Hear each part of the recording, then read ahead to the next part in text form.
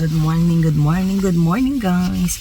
Nandito na naman tayo sa superstore. Ngayon na lang ulit mamimili kasi naubusan ako ng gulay at saka yung baon ng mga bagets.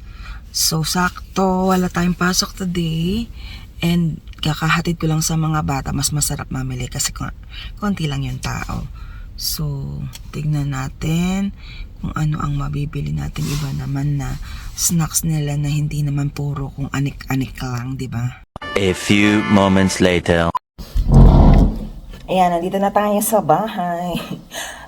Nung nasa pila ako kanina, nung magbabayad, natatawa ako, kinusap ako nung Alice, sabi niya, I came here for one thing. One thing. Sabi niya, one thing. Naging two, naging isang buong cart na. So sabi nung cashier, sabi niya, it happens all the time, kaya don't worry. Ako kasi bibili ako ng mga kasi wala nang snacks yung mga bagets, di ba? So i-haul natin for today's video. Naiba lang ng mga So yan. Siyempre ang binili natin puro sale. Medyo dumami nga lang siya pero hopefully tumagal. At alam niyo na ang mga lalaki kong junakis puro snacks all day. Yan, crispy minis.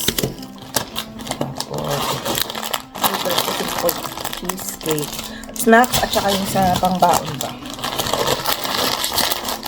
yung fudgy bar, excuse me. Tapos ito yung parang equivalent ng yogurt drink. Ito yung turtle chips na turtle churros. Naman ko ito, masarap siya nakasale din siya, mahal ito pag hindi na siya. Yung sweet corn, yung seaweed na flavor. And then bumili ito ngayon kasi gustong inaalmusal ng mga bagets tong Quaker Oats na instant.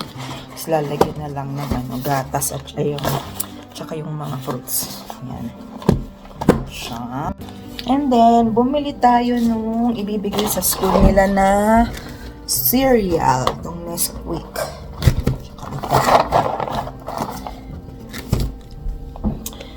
Tapos yung raspberry,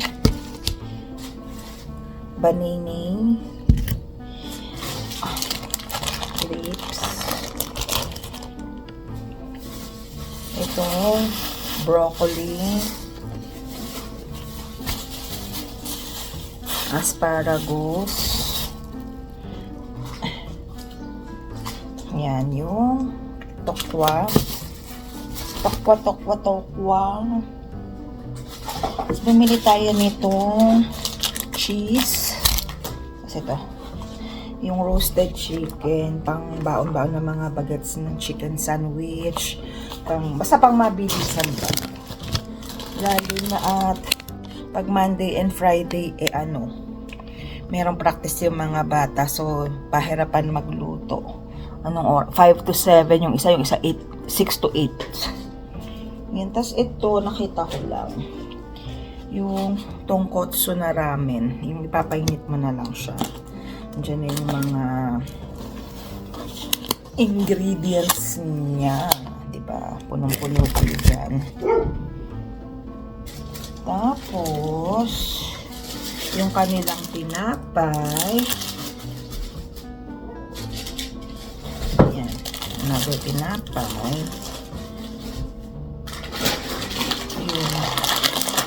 Yung macaroni. Kasi ito nag-ano sila yung mac and cheese.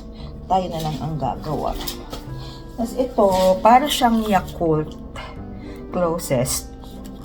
Yan. Wahaha. Isang yung Yakult, yung parang Yakult na original. Tapos ito, strawberry.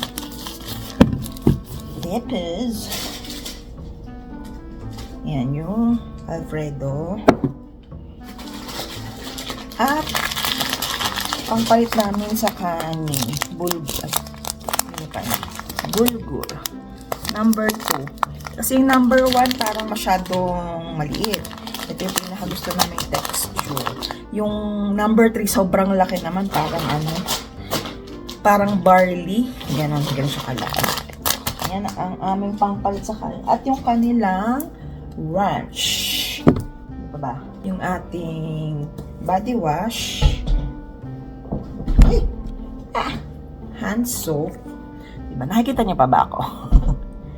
At saka yung ang tawag dito yung OxiClean para sa mancha. Tingnan natin kung effective to. Siyempre yung food topper ni Milo. Kasi minsan may arty-arty. Ano lang naman to, yung ingredients niya. Beef and rosemary extract. Yun lang. Ayan. Everyday okay. Ayan. So, lahat ng yan, ayan, kasama yan nasa baba na yan. Umabot din siya ng almost 200. Nasaan na siya? 185 kasama tax. Niruin mo yun. Ano yan ha? Walang karne yan ha? Walang ganon. As in mga snacks, gulay, snack yun lang. Tsaka yung mga something. Paano pa kaya pagka meron kang mga karne at saka ano pa dyan, di ba? Grabe nakamahal. Samantalang, syempre ito na naman tayo sa compare. Syempre 10 years ago na yun. 100 mo, marami ka nang mabibili. Ito, Diyos mio, marimar. Ganyan ng talaga. Ganyan ang life. So, kailangan lagi tayong may plan B. Ana, gusto mo mag-walk? Ha? Are we gonna walk? Okay, let's go. Let's go. Let's go get your leash. Diba excited yan? Oh, jubis na.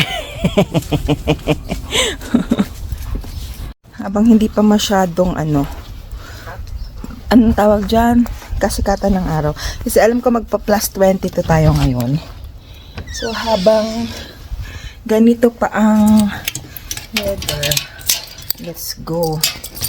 Para naman, hindi hingal-hingal tong isang to pag naglakad. Kasi, ang tawag dyan? Madali na siyang hingalin. Dahil jubis na nga, kagaya ng nanay, right? Sinong jubis? Jubis na yan. Ha? Jubis na yan? Is Milo obese?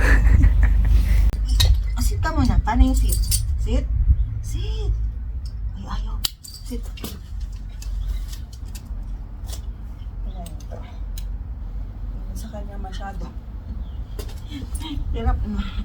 In-adjust ko na to kasi jumujuba na siya. Kaya pa ba? Sige nga, tayo ka nga. Stand up. Stand up. Tayo! Easy. No? Okay pa naman, oh. Kasya pa naman yung daliri. Kaya lang, para siyang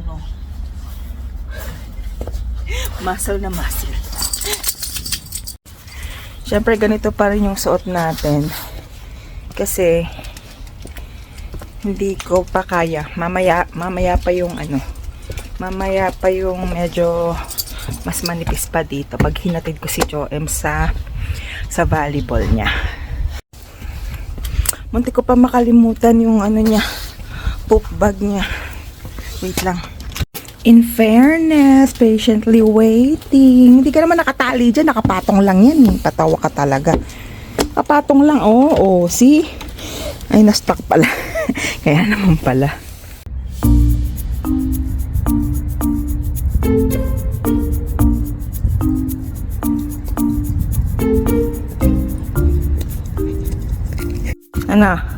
Pagod ikaw, ha?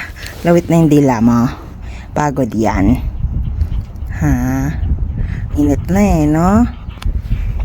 May nakasalubong kami na nirescue daw nila yung dog sa Mexico. Para siyang aspin. Sila ni Milo. Gusto siya ni Milo. Gusto rin niya si Milo. So, yun. Luluto tayo ng tortang tawong. Kasi nga mamaya meron pa tayong ihahatid na what do you call this, volleyball practice ni Joem. So, wala na akong time magluluto. Kasi pagsundo, may kukuhanin, may ihahatid, may idadrop, may ihahatid ulit. Ganyan-ganyan tayo. So, gawin na natin para ayoko kasi talaga nang nagmamadali.